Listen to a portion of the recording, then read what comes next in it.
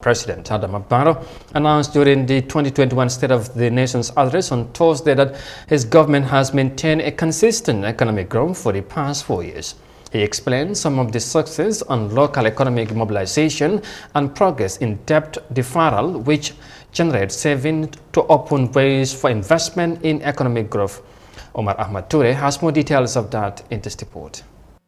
President Barrow describes the Gambia's economy as progressive, a status his government maintained up to the period of the coronavirus pandemic.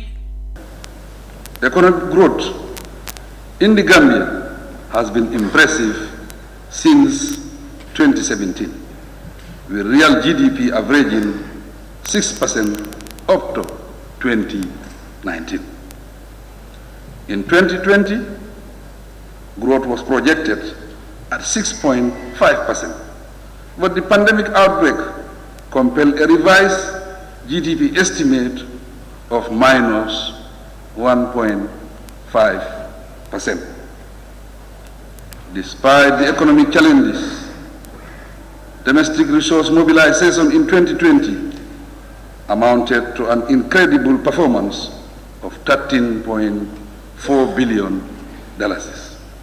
Of this, $11.8 billion was tax revenue and $1.8 billion non-tax revenue.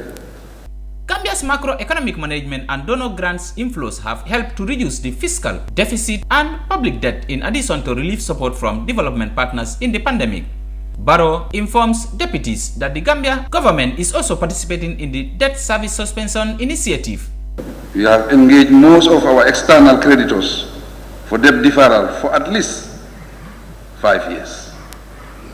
Most of them have granted us principal repayment deferral, which is estimated to yield $4.8 billion from 2020 to 2024.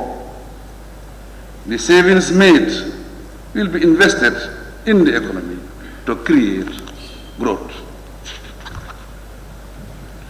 The government also engaged the G20 Debt Service Suspension Initiative, DSSI. The DSSI provided relief of $287.24 million in debt service payments for the 2020 fiscal year. According to IMF debt sustainability analysis, the Gambia's debt distress risk rating remains high and debt sustainability is subjected to elevated downside risk in the next 5 years.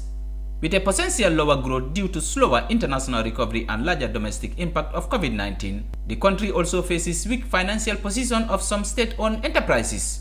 Project grant and loan disbursement are assumed to be lower by $30 million and $18 million respectively, and this will give limited space for borrowing as the external debt service is expected to rise at the end of the debt deferral period in 2025. Reporting for iAfrica TV, this is Omar Ahmad Toure.